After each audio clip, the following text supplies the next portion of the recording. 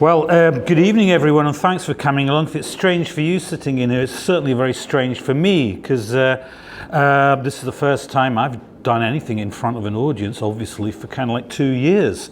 So first off, thanks to Paula for organising this and inviting me along, and I've got nothing but admiration for the work that the Govanhill Pool comrades have been pursuing over many, many years now. And thanks for Stevie for setting it all up. Where is he? I think he might have gone out, but Stevie manages the place.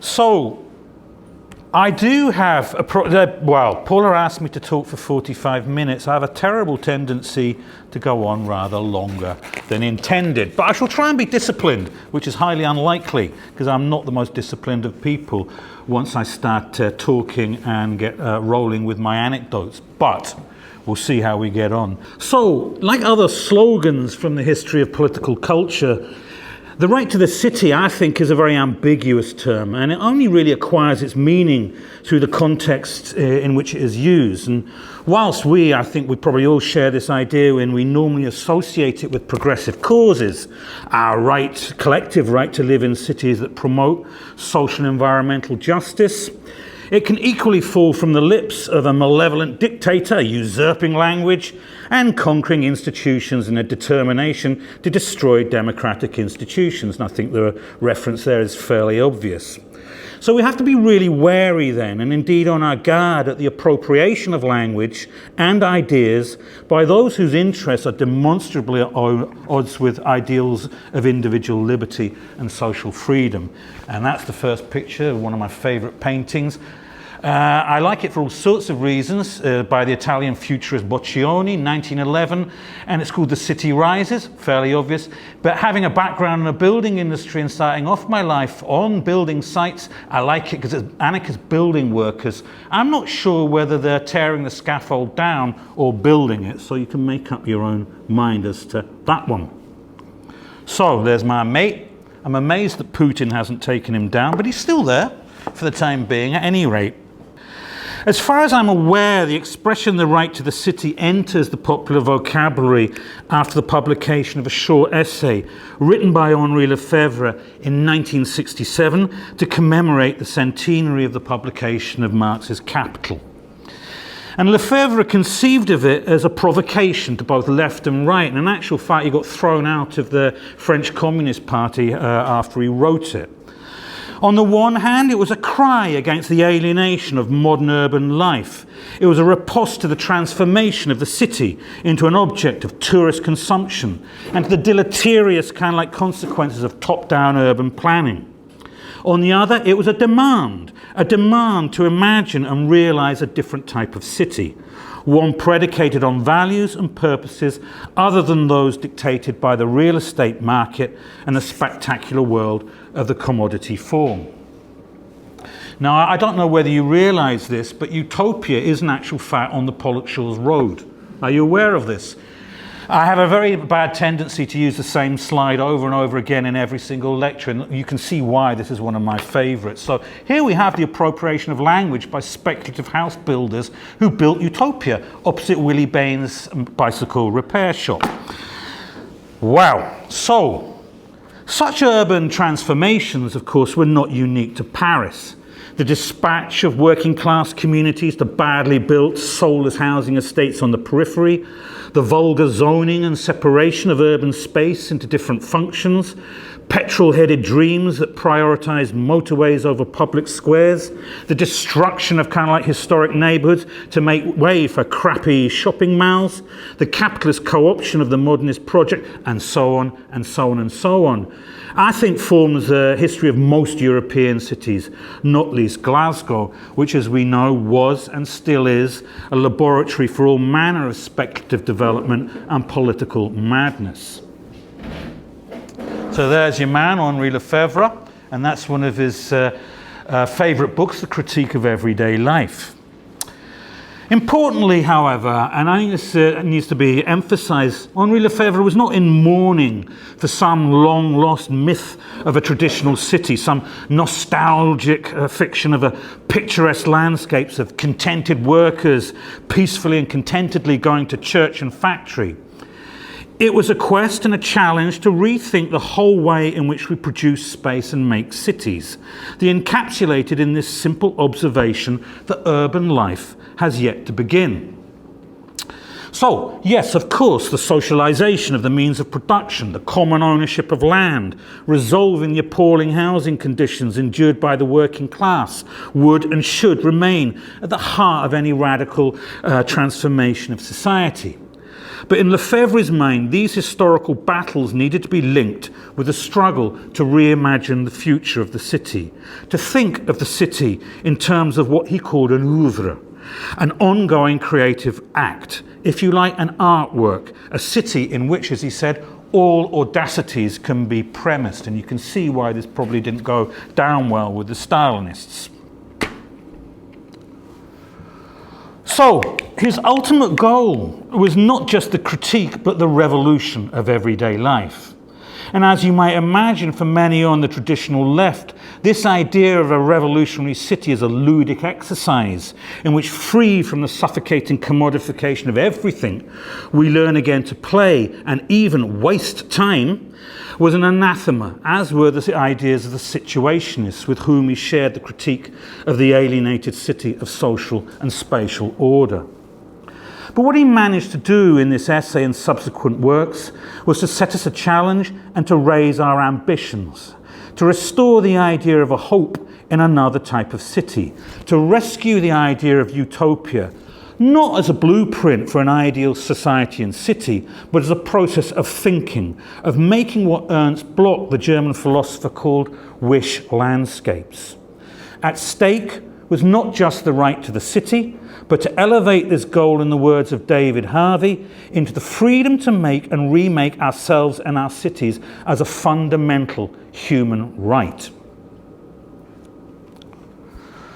For both Lefebvre and David Harvey, along with countless other urban commentators on the left, including, I have to say, myself, a key reference point in rethinking what cities might be was the Paris Commune of 1871. Still debated, still a touchstone, and still controversial. For Manuel Castells, it was the most heavily repressed rent strike in urban history. For Lefebvre and the Situationists, and I would also add for Lenin as well, it was nothing short of revolutionary urbanism in action. So for those unfamiliar, a wee reminder. The story of the Commune began in the aftermath of the pan-European revolutions of 1848. Determined to rid the city of troublesome proletarians and ensure that the red flag would never again be hoisted over the Hôtel de Ville, Napoleon III commissioned the notorious Baron von Haussmann to orchestrate the reconstruction of Paris. Working class neighbourhoods were bulldozed as the bourgeoisie sought to remake the city in its own image. A city of imperial monuments, grand boulevards, opera houses and palaces. A city ready for the modern tourist and consumer. And this is one of my most precious possessions, an original postcard printed in 1871 of the Place de Vendôme with a barricade. And as we all know, of course, when the Prussian army moved in, they just simply bulldozed the barricades. But they're astonishing, kind of like works of construction. And you'll notice something very, very significant. There's a statue missing. And of course, that statue was Napoleon. Okay. So, in a manner that has extraordinary parallels with the financial trickery that led to the Great Recession of 2009, all manner of property speculators sought to make their fortune out of the construction boom that followed 1848 and the Haussmann Plan for Paris. And for 20 years, this party continued unabated, as if money simply rained down out of the sky. It was a carnival of greed and pecuniary lust that spiraled completely out of control. Such was the level of trading in fictitious monies and credit notes that the speculative orgy eventually led to the bankruptcy of the city, and some commentators say, but Parisians are still paying for it. And Paris exploded. Shopkeepers, factory workers, writers, musicians, a whole cross-section of civil society took to the streets. The barricades went up. The red flag flew from the stock exchange. The opera performed revolutionary hymns. Artists smothered the city in images that satirized and ridiculed the ruling class. New papers like The Cry of the People and the Commune appeared in the kiosks. Napoleon's statues, considered by revolutionaries as an affront to civilization, was toppled from his perch in the Place de Vendôme. The town hall was occupied and churches were turned into clubs and what was called temples of reason. 6 weeks later, this window on another world was crushed by the bourgeoisie and Prussian army that entered the city and slaughtered in its estimated 30,000 communards. And some of them were buried in the Père Lachaise graveyard.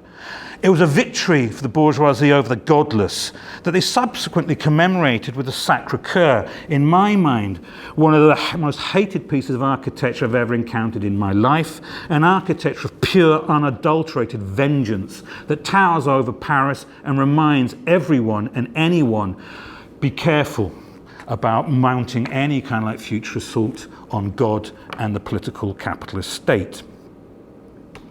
So, what's the connection? Because it was a simmering sense of anger and profound sense of injustice that would erupt in cities across the globe 150 years later, as people from all backgrounds again, and I think this is really important, not just people traditionally associated on the left, but workers, peasants, the urban poor, kind of like students, took to the street. And it was like an echo from 1871. The collapse of the financial markets in 2008, the subsequent introduction of austerity programs, sparked a crisis that for a while at least seemed to threaten and undermine capitalism itself. And as we know, the new social movements that emerge in cities as different as Cairo and New York were bound together not only by their collective fury at political corruption, deepening social inequality and economic insecurity, but by the extraordinary skill with which they use social media and digital technology to keep lines of communication open as part of a political strategy in which, as Castells argues, the occupation of cyberspace was the prelude to the occupation of urban space.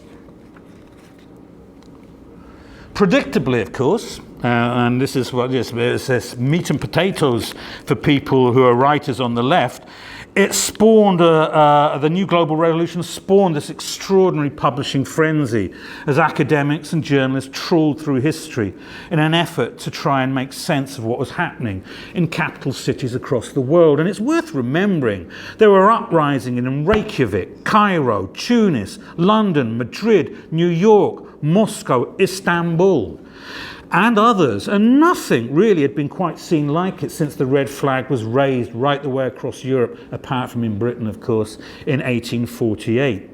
So in 2011, it's a great magazine to check out. Raw was launched with a mission, in its own words, to provide grassroots perspectives from the front line of the global struggle for real democracy. And in its first issue, as you can see, was simply called Revive the Commune, and other ones called The City Rises. And this is quickly followed, of course, in the same year by Paul Mason's, if you haven't read it, it's still worth a good read, although it's slightly sad, but why it's still kicking off everywhere, the new global revolutions. Manuel Castells, Networks of Outrage and Hope. He's accused of being a little bit of a technological determinist, but for him anyway, it was social media and digital technology that in many ways drove these global revolutions. David Harvey, who picked up on the whole debate and updated it, or tries to, and it's called Rebel Cities, From the Right to the City to the Urban Revolution. Of course, the republication of Guy Debord's Society of the Spectacle that, by all accounts, hang out of the pockets of an awful lot of protesters. So, Castells and Mason came to a very, very similar and I think rather interesting conclusion for us. And it was this, that the attempt to create liberated spaces was the single most important theme in the global revolt, and that the fundamental social form of the global revolutions in 2011 was the occupation of public space. In other words, the right to the city was firmly back on the agenda as a strategy to confront the social and ecological violence of neoliberal capitalism. So, how do you switch off the internet? Indeed.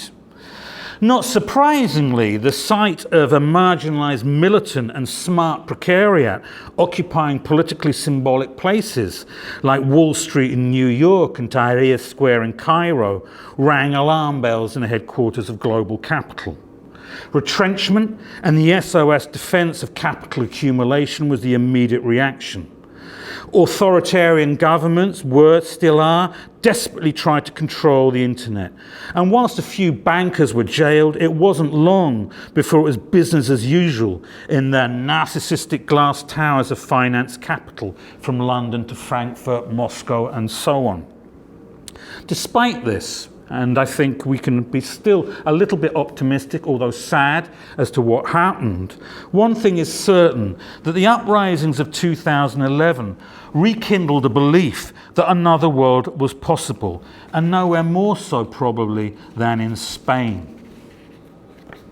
So that's the Puerta del Sol. You know, this is not my picture, unfortunately. I wasn't there. But this is very similar to many other occupations of key public kind of like arenas throughout the world. And it was there in Spain that the Indignados movement, out of which Podemos would later emerge, was born. And what started off with the occupation of the Puerta del Sol, which also is a highly charged symbolic venue, you might know or might not know, but the building there with the clock tower was the headquarters of Franco's secret police. So it was kind of like, you know, you couldn't have picked on a more strange and symbolically kind of like charged place really in Madrid. Morphed into a movement anyway that spread, as we know, right the way across the country.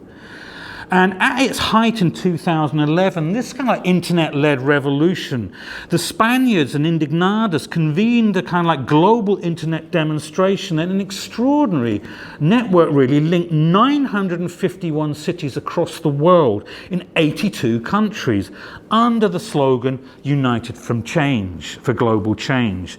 And in Barcelona and Madrid, there were nearly 1 million demonstrators alone. What I think is very interesting, and something that I think lives in the memory, certainly of young people now who look back on these, is from the outset, Indignados sought to do politics in a different way. Gender equality, non-hierarchical organisation, no role for traditional vanguard parties, an interest in barter economics, cooperatives, the use of egalitarian language. In short, no gods, no masters, was a powerful echo of the great traditions of anarchism on the Iberian Peninsula that reached its zenith in the Barcelona Commune of 1936. So a wee diversion to 1936. Via Moscow, of course. Now, I wouldn't be me if I didn't show these buildings at some point in a lecture. These are fragments from the Soviet avant-garde. These are workers' clubs from the 1920s. I suppose in a way you could think a little bit like hopefully the Govanhill will be one day. You can see that in their early days anyway, you can just tell that a Szkola Communism. These were meant as incubators of a new way of life. This is where you went to meet. This is where you went to discuss kind of like ideas. I hasten to point out, of course, that this is in the early 1920s, before the Stalinist counter-revolution. So, compared with the libraries of books on the Paris Commune and Russian avant-garde that I have to confess I've contributed to, there's relatively little on the Barcelona Commune, and this is probably an awful lot to do, of course, with the fact that it was led by anarchists. And it is worth dwelling on, because with the exception of the immediate years that followed the Russian Revolution, the Paris Commune, in which in Russia all land was nationalized, real-time plans were drawn up for a post-capitalist city, and the city streets were transformed into an agitprop gallery. The Barcelona Commune was, in the minds of many, like the historian Chris Eelman, the greatest revolutionary festival in the history of contemporary Europe. Controversial, maybe, but I shall try and explain why. So, the militant trade unions and revolutionary committees led by the anarchists had largely emerged out of vibrant working class communities in the barrios. Faced with endemic poverty and the daily struggle to put food on the table, a culture of self-help and independent organisation had by necessity become a way of life. One of its most vibrant expressions was in the Ateneos, neighbourhood clubs that offered a range of public services such as discount foodstuffs, entertainment and, crucially, education. Very similar in many ways to the early Soviet workers' clubs. By the mid-1930s, a profoundly egalitarian culture had gripped many working class communities that were also characterised by fierce anti-clerical sentiments and a commitment to gender equality. And in July 1936, these sentiments exploded in a programme of direct action that reads like a playlist from the ultimate libertarian songbook. If this was what the right to the city looked like, then please bring the future forward now. And I think your Spanish is probably good enough to be able to kind of like translate that. So yes, the old slogan. And it was said that Barcelona resembled a labyrinth of barricades, quote. District revolutionary committees allowed local communities, they simply handed over ownership, if you like, and control, to take control of their own built environment and to exercise what they said was a new power over everyday life. Extraordinary statements, well worth reading some of their manifestos. Similar to the first days of the Paris Commune, walls and surfaces were transformed by posters, manifestos and graffiti in what was called a democratic display of knowledge at street level. Workers occupied elite neighbourhoods, church property, business offices and luxury hotels, some of which were turned into canteens and hostels for the homeless. Over 3,000 enterprises were collectivised. Creches were organised in factories, prisons closed, and street names were changed from King this and Queen that to Peter Kropotkin and Friedrich Engels. It was, of course, not to last. Retribution was savage as this extraordinary invitation to imagine another world was destroyed, first by Stalinists and then by Franco's phalangists, backed by the Luftwaffe. I never tire of revisiting these historical episodes, and there are many more excursions we can take. For the spirit of libertarian revolt, born out of a simple desire for self-determination, and for a life of dignity, unencumbered by the rules and regulations of unaccountable bureaucracies, courses through the histories of every country I've ever visited. What then of the way forward? There are, I think, three principal ways in which we can advance our discussions and rework the idea of the right to the city. The first is legislative, the second concerns direct action, and the third I shall call for the moment dream time. And yeah, you've all seen the picture on the right. If you haven't, where have you been? It's probably printed, it's the most printed picture from the Glasgow rent strike that, like the barricades in the Barcelona Commune and like the Paris Commune, was led by women, okay?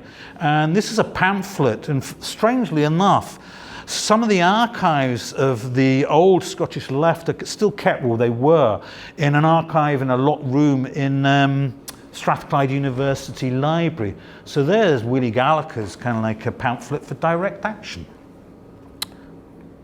Boof. Right, this one might take a little bit longer.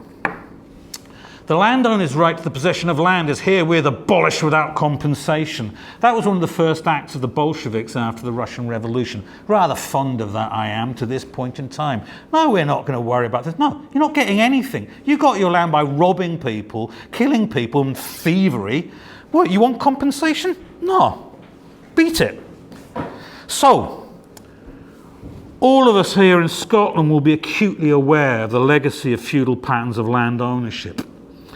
As the land activist Andy Whiteman commented back in 2013, we cannot create a more socially just Scotland without tackling land ownership. Adding that to this day, half of the country's privately owned land is held by just 432 owners, and a mere 16 people own 10% of Scotland. It is a bold reality that by any measure is extraordinary in a country with democratic pretensions. That said, the Scottish Government has begun, if slowly, to tackle this deeply iniquitous situation with the 2016 Land Reform Act, which maybe we can talk about because it's very controversial. However, the 2016 Act, whilst it ended tax relief for sporting estates, amendments that could and would have restricted the amount of land a single individual can own and prevented land ownership via offshore tax havens and would have made publicly available a register of land ownership were all defeated, and I have to say by an alliance between the SNP and the Scottish Tories. Equally disappointing, with respect to the amount of money slopping around for other purposes, only £10 million was made available for community buyouts. This said, the recent Community Empowerment Act has in principle opened up opportunities not just for rural but also urban communities to assume rights over land and to take over, in theory, empty churches, community centres, rundown shops and high street buildings. We shall see. Community Land Scotland, that interestingly enough in its brochures uses the Commons, the bowling green, as its illustrations of one of these attempts of the community to take over land, although as we know, unfortunately, it still sits in the private hands of the Sarwars. But anyway, they remain optimistic, and if this programme, it might well be in its infancy, but when it rolls out and when it gathers strength, has the potential to protect communities against both economic decline and the effects of gentrification. We will see, but certainly it's a step forward in the right direction. And we'll know, maybe this needs a little bit of explaining. The top two pictures, and I'll explain why I've got an interest in Brazil in a minute. The picture on the left is by the photographer Salgado, very famous picture of the Siementos Movement, which I'm sure you can work out is the Movimento Siementos is the movement of people without land. And on the right-hand side, top right, this is one of their invasions of farmland, and they erect their flag. And one of the things I should have been doing at the moment is working with comrades in Brazil to document some of these things. So what's happening in Brazil, interestingly enough, is what happened in Scotland in many ways 200 years ago, hence the pictures, the famous picture of the clearances, and that's just recently from one of my little walks up on the Coigrach Peninsula up in Sutherland, which was one of the most brutally repressed part of Scottish mainland during the clearances. So as you know the story of the clearances, subsistence farmers pushed off the land to make way for kind of like agricultural barons, or in our case, intensive sheep farming and deer stalking. Very, very similar sorts of things have been happening in Brazil over the last 10, 20, 30 years with subsistence farmers, many of them in the northeast being pushed off the land by big agricultural corporations, and they migrate into the cities in many cases. And it's out of this movement of the landless who've been pushed off the land that the Siementos have emerged. And this is their urban equivalent, which is the Siementos, Movimento Siementos. And this is one of their demonstrations, less campaigning for housing, campaigning for kind of like rights of habitation. You'll know the stories of the favelas in Brazil. And this is them leading a demonstration in the Avenida Paulista, which I guess is the kind of equivalent of Wall Street in the sense it's the headquarters where a lot of the headquarters of major international corporations sit. So, the point here is we know what the problem is with laws. Laws can be passed, changed and abolished. And in some cases they remain as no more than what I would call a phantom of a lost promise. And we could point to any number of violations of the law in countries around the world, but I would mention Brazil because I am still on paper a visiting professor there. And here's just a little bit of an anecdote about the problems with fighting the law and, or rather, fighting for legislation. As you will know, Brazil was under a military dictatorship for over 20 years. And in 1988, after the end of the dictatorship, Brazil drafted a new constitution that makes for extraordinary reading in its commitment to social justice. I was reading it and looking at it the other day with my wife, and it almost brings a tear to your eye. And in the year 2000, an amendment was introduced that enshrines a soft version of the right to the city in law, okay, and makes access to adequate housing, education, health and so on a fundamental social right. It's written there, black and white, bang, in paper, clause number 6 of the Brazilian Constitution. It's both uplifting and extremely tragic, because whilst huge strides were made by the Partido de Trabalhadores in addressing social and economic inequality, the rise of the fascist Bolsonaro, and make no mistake about it, he is a fascist, has turned the clock backwards and made these rights ever more elusive. So whilst this tantalising promise of bright tomorrows hangs, if you like, in the ether, the reality on the ground in cities like São Paulo is that urban poverty has increased and the misery endured by vast swathes of the population persists.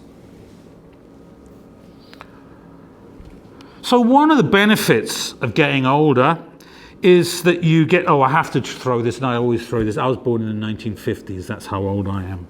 The late 1950s. Anyway, the point being, at that point you go, oh, you don't look it, is that you get to draw on a larger library of books and a longer history of experiences. And I've spent a good deal of my adult life studying, lecturing and writing about the cultural and political dimensions of the city. A life that has taken me all over Europe and further afield. So I have walked the front line of the Spanish Civil War and taken photographs of the bullet holes that riddled the University of Madrid as revolutionaries defended knowledge against Franco's fascists. I've held a workshop in a Brazilian favela on the history of the welfare state, and I've witnessed the construction of barricades around the Russian parliament in 1991. And these pictures here are from Madrid. This was an occupation of the philosophy department. Great graffiti, you know, I can't remember anywhere in Glasgow anywhere where people kind of start spraying buildings with quotations from Nietzsche and God knows what else. And these pictures on the left, maybe it's slightly perverse, they're bullet holes left over from 1936. The bottom left is the medical faculty of the University of Madrid. The top left is the architecture school. And I used to joke with architecture students when I used to teach. Imagine, there you are, sitting in your studios, kind of like drawing, imagining what the city will be, or maybe you're designing some house for some rich client, and all of a sudden, the architecture school comes under gunfire. Mind-blowing. So, done all those things. But sometimes, of course, things happen on your own doorstep that you subsequently find out have had a huge impact, not only within Scotland and the UK, but further afield. And of course, the occupation of the Govanhill Baths is right up there, as is the Battle of Muir Street. Was it a battle? I don't know. I prefer to think of it as a peaceful sit-in, actually. The police were ready to do battle, but we weren't. Well, that's from my study window, looking down. And it happened in our close, in the close in which I live. And so you can imagine it was quite some coincidence and think, someone has done this deliberately, that it all kicked off quite literally in my close and right outside my door. Maybe it's worth sparing a little bit of an anecdote. So I was staring outside of the window, and there was this big fat bald guy across the road going, whoa, that's not me. Anyway, I go, what's he gesticulating up at me for? He seemed to be pointing at me, and I was going, and I was a bit of a scaredy cat, and I was going, what's he up to? And he was trying to accost a few passers-by, and then of course I noticed his t-shirt, it said Antifa, and I said, right. Then I heard a commotion in the close, went out, and of course our neighbours were being cuffed and dragged down the stairs by the Home Office police. I tried to go, excuse me, what are you doing? So, okay, straight down the stairs, and the rest you'll know what happened. The lad, who I thought was a bit of a thug, turned out to be a good thug. He was the guy who slid underneath the van and wrapped himself around the exhaust pipe, preventing them from moving. So for those of you who were there, and I know a good number of you sitting here were, you'll have felt the same emotions. Great pride in a community that in an extraordinary display of solidarity occupied the street and sent the Home Office packing. And it is rare in my experience that direct action leads directly to success, which is why the Westminster government, of course, is so determined it won't happen again. Because as we know, we really cannot have ordinary folk defying the law and taking matters into their own hands. Just imagine if others got the same idea. So like the Glasgow Rent Strike of 1915, through the poll tax rebellion of 1990, and on to the biggest demonstration in Glaswegian history against the Iraq War, everyone who sat down around the van that day were expressing, in a quite unequivocal manner, our right to the city. There was a palpable sense of euphoria in the neighbourhood in the days that followed, and it gave me a great cause for optimism, not just to see all these supposedly depoliticised young people being very, very political and really, really damn smart with it. Of course, it was all tempered by the realisation that whilst we want to skirmish elsewhere, of course, the battle war rages on. Right, I'll let you into a little secret. You're probably wondering why there's constant references. Well, you get the ones to Russia. I was a student in Russia in 1987 and 88, and I wrote my PhD on the history of Russian architecture, focusing in particular on the avant-garde, hence some of these pictures. And this is some of the street art from the revolution. Up the top right here and on the top left was a reenactment of the storming of the Winter Palace, a real kind of like right to the city, that occurred with a spontaneous crowd of passers-by for several years immediately after the revolution. As you can see, they decorated their stage sets with three-dimensional versions of Malevich's and Popova's paintings. And on the bottom, these are two old kind of black and white photographs I found of just some of the street art by a theatre producer called Meyerhold. And maybe you can't kind of read Russian, but let me help you. So the Земля land, мы построим новый мир. We will build a new world, okay? Anyway, so, yes, advocate for changes in the law. Be prepared to take direct action, but don't forget to dream. So, architects sometimes, quite a lot actually, and probably quite deservedly, get a very bad press. As you know, some of my best friends are architects. And we don't have to look very far to see some pretty abject examples of building design that appears to have been created by lunatics with a blunt pencil on a diet of tranquilizers, or that's what it seems to me anyway. And this is talking from someone who actually worked in a school of architecture for 30 years. So I kind of know. So at its best, though, architecture can fire the imagination, okay? And project onto an otherwise grey world a vision of something else. Not necessarily anything that we might go and build, but something which acts as a provocation and an invitation to ask what if. So these final images beg some grander questions as to what the social and economic conditions might be required to realise such projects, if that is, they are desirable in the first place. And they will, if nothing else, though, make you laugh, or they might make you extremely angry. So these are just some. There's dozens and dozens and dozens. These are kind of like 5 that I tend to refer to quite often. So this one here. Now this is really intriguing, okay? So this first grainy and rather indecipherable image is exactly what it looks like. White lines scratched on black celluloid. But what they are is 4 different takes on what the post-capitalist organisation of space and the built environment could be.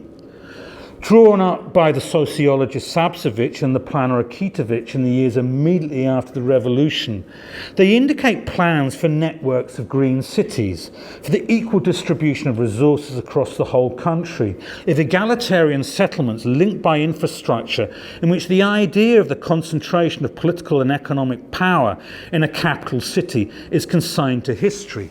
So on the top left, this is disurbanized, so Moscow is just left as a fossil, And these are linear cities, networks that just snake out across the country, okay? The bottom left is what they call decentralized, so you get a ring road, linear cities. So these white lines you have to imagine as tram lines, as roads, and horses and carts, okay? Communication networks, delivering energy and so on. The top right is an acentralized version, and probably my favorite is the one on the bottom right, which is the complete dispersal. So in this kind of like idea, imagine Scotland, if you like. We mothball Glasgow, we mothball Edinburgh, we just leave them historic fossils for the tourists to go and visit, and we plan settlements with equal amounts of resources right the way from the kind of like the borders right the way up to Thurso. Now, I'm not saying that's necessarily desirable, but these are the sort of things that kind of like people were trying to imagine, a different way of doing space, a different way of building a built environment. And of course, they both ended up in the Gulag and were executed during the Great Repressions for their great egalitarian visions. And here we go. This had to come in. So, as I mentioned, according to Paul Mason's diary of the 2011 uprisings, he was struck not by seeing marks hanging out of everyone's pockets, which is a bit of a shame. They should be reading. We should all still be reading it. But by Guy Debord's Society of the Spectacle. So I feel obliged, of course, to show you this, which happens also to be some of my favourite drawings of a city in flux, okay? A city in which movement and uncertainty rule. A city in which all fixed fast forms dissolve into what they called a carnival of urban life. Now, don't ask me to explain quite what he was up to. This is the architect Constant. This is, by the way, from 1953-54, way before 68, but that's him bottom right making his models, and these are just some of his drawings as he tried to kind of like think and imagine what this liberated city might be like. And they all wrote great manifestos. So here's one, okay? This is from the Situations, one of their manifestos for a new city. We will not work to prolong the mechanical civilizations and frigid architecture that ultimately lead to boring leisure. We propose to invent new, changeable decors. The architectural complex will be modifiable. Its aspects will change totally or partially in accordance with the will of its inhabitants. So there you go, touchstone to the Situationists. Whoa, that's too far ahead. Next up is Cedric Price, okay, and what I call the non-plan revolution. So he was one of the great unsung thinkers, and for me, well, he wouldn't have been liked to have been called a hero, but nevertheless of the 1960s avant-garde. Cedric Price was an architect, like Constant, was deeply committed to education, to the role that technology could have in opening up opportunities for people to realise their potential. And in a series of legendary projects, most notably the Potteries Think Belt and this here, the Fun Palace, he played with ideas of impermanence, flexibility and change. Yes, we will have the right to the city, but it will not be the city that has been bequeathed by kind of like capitalist real estate. We want to do things differently. And he lambasted the architectural community and its profession for its deeply ingrained love of monuments, stasis and kind of like being a star. And with the radical theatre producer Joan Littlewood, and this is from 1961, they dreamt and designed the Fun Palace that Joan Littlewood described as a laboratory of fun, or alternatively a university of the street, a building whose structure was flexible enough to accommodate a whole range of different uses. And in this, it can also be seen, in my mind anyway, as a metaphor for a city that adapts itself to the shifting needs of its citizens. Now, my point is that these aren't necessarily appropriate to our condition, but they're reference points in how we might think of different sorts of cities. One anecdotal story that I heard was that the architectural historian Gavin Stamp hosted Cedric Price on one of his many visits to Glasgow many years ago, and they went down to have a look at the Harland Wolff kind of like shipyard, which was still there. And Gavin Stamp wryly pointed out to him, well, there you have it, your Fun Palace is just really a shipyard. he had a kind of like point. So what's going on here is people making things, doing things, cranes moving, reassembling the building, rebuilding it as needs change, as people's desires change. You can adapt, alter the kind of like environment with a kind of infrastructure wrapped around this whole space. You might also recognize another building that was built, nothing like this of course, which is the Pompidou Centre in Paris. It more or less was lifted from this idea, but with quite different political intentions. So these are provocations. This is probably one of my favourites. Okay, this is the elimination of the city. Now, yes, it's not to be taken entirely seriously, although they were deadly serious. This is Super Studio, hardcore Italian Marxists from the 1970s, okay? And as you can see, the city here is dematerialized. Now, I don't know if any of you know, there's kind of like anarchist sort of sociologist called Richard Sennett. Well, he was an anarchist. Is he still? I don't know. He wrote a very famous book called The Uses of Disorder.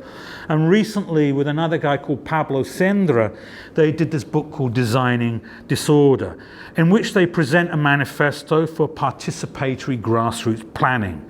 And they propose an idea, guess what, of a city that embraces ambiguity, permeability, flexible networks of infrastructure that we can tap into and tap out of, and all the rest of it.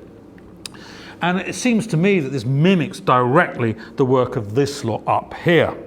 So in this version of the right to the city has vanished altogether, okay? And in its place there is simply a grid, okay, that provides all that is needed to life to flourish. So in theory at least, this is providing electricity, water, a life free from the commodity form, and as you can see, clothes as well. So, I mean, yes, this is a 1970s urbanism, drop acid, take your clothes off and kind of like plug in, baby. But the manifesto is quite extraordinary as well. And you can see why I like these. And you go, well, hang on a minute, that's completely bonkers. Are you kidding me on? Well, these are intended as provocations. They're intended as to provoke a debate. So this is the paragraph that goes with this image. By the elimination of the city, we mean the elimination of the accumulation of the formal structures of power. Gets my vote. The elimination of the city as hierarchy and social model. Gets my vote.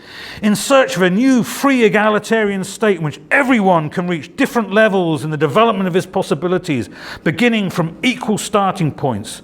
All you have to do is stop, connect a plug, and the desired microclimate is immediately created. Of course, what I find very intriguing about some of these ideas now, I mean, they seem slightly absurd, but we're not far away from forms of technology in which that some of these things can actually be achieved, you know. So maybe, you know, there's an opportunity here to really think not only what our right to the city is, but how we might actually go around and start building things that are radically different from what we've experienced and seen before.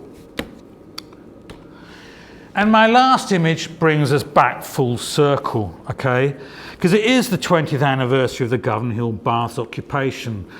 And it's something that resonates very deeply with me, not least because my family all used to swim there, but also because it was one of the first actions that the cooperative Glass engaged in. Now, Glass was set up with some of my postgraduate students, and it was called Glasgow Letters on Architecture and Space, and it dedicated itself to the critique of the capitalist city, okay?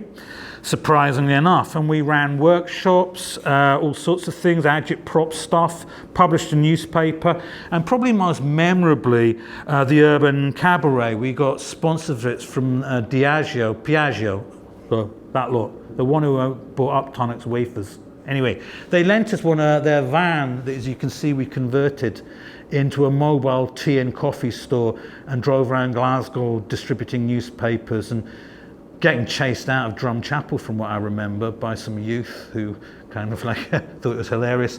And there we were, right outside the Govanhill pool in the first days of the occupation. And so yeah, these two particular posters were part of a commemorative set because we adopted the principles, we're a cooperative, and we wrote into our constitution that we would fold after 4 years, which I think is a good advice for any organisation, you know, quit whilst you're ahead. And people said, but why didn't you carry on? Why didn't you carry on? Because I said, no, we did an awful lot in 4 years, and we packed it in before it disintegrated and ossified and became something that we didn't want it to become. So if you ask me very nicely, I can give you, still got some hard copies, but you can download them also off my website. So there were 10 posters, each devoted to different ways. Oh, there you go, there. Imagine, protest, listen, observe, inform, satire, critique, act, a manifesto, if you like, for the right to the city or reclaiming the city. And that, guys, is about it, which by my reckoning is precisely 55 minutes. 50 minutes, whoa, not bad.